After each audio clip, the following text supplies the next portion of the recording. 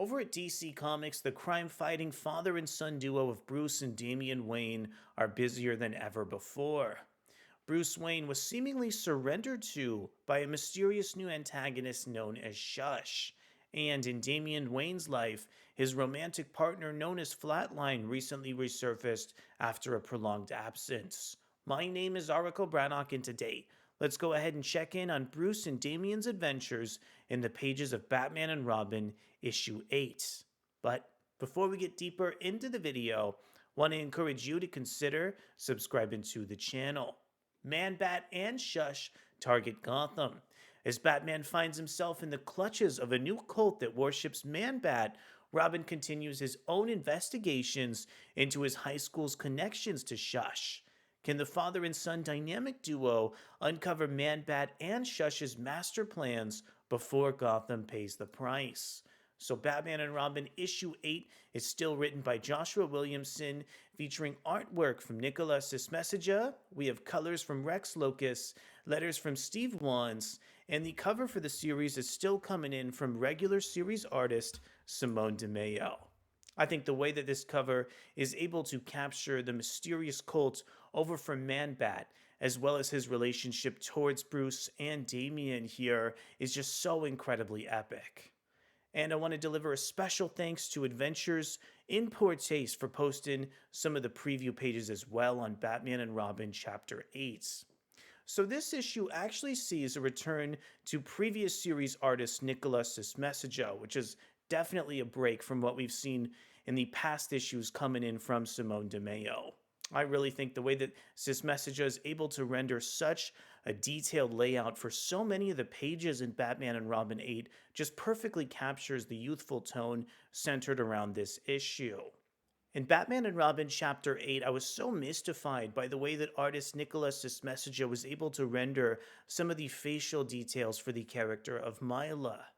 Also, the way that Joshua Williamson was able to accommodate the really interesting reaction shots with so much great prose does an excellent job portraying the character of Mila with so much characterization.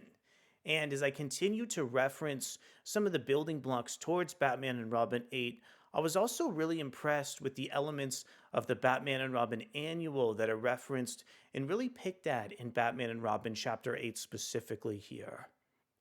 Batman and Robin Chapter 8 nicely divides some of the subplots between Bruce and Damian, as we get to see Bruce Wayne try and figure out some of the mysterious motivations behind why the character of Shush surrendered to him in the last installment.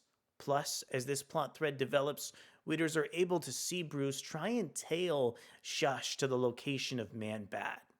The way that this sequence plays out with Bruce finding Man-Bat and some of the other members of his cult is incredibly violent and does a great job building the series towards a really epic conclusion to this storyline.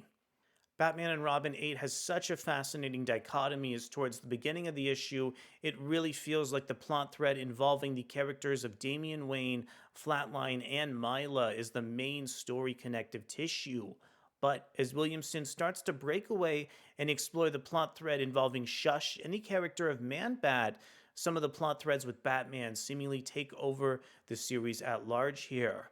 However, I think Joshua Williamson does a fantastic job transitioning from the bleak and dark Man-Bat plot thread over to Damian's high school situation and the investigation of Principal Stone.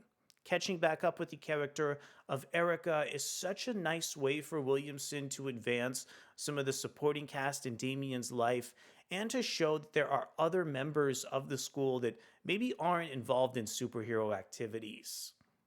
Also, the last couple pages do such a great job advancing the elements of the Robin series that Joshua Williamson so carefully wrote in previous issues of that Robin comic book tale. Moving forward here, I am so impressed with the way that Williamson just continues to implement more and more plot threads from that Robin series into Batman and Robin, and I hope we get even more elements and supporting characters from that comic book series moving forward here. So at the end of the day, I really think this is a phenomenal issue of Batman and Robin that does a great job catching so many strong reaction shots for Damian Wayne and really expressing so much characterization behind the villains of Shush and Man-Bat over in the issue.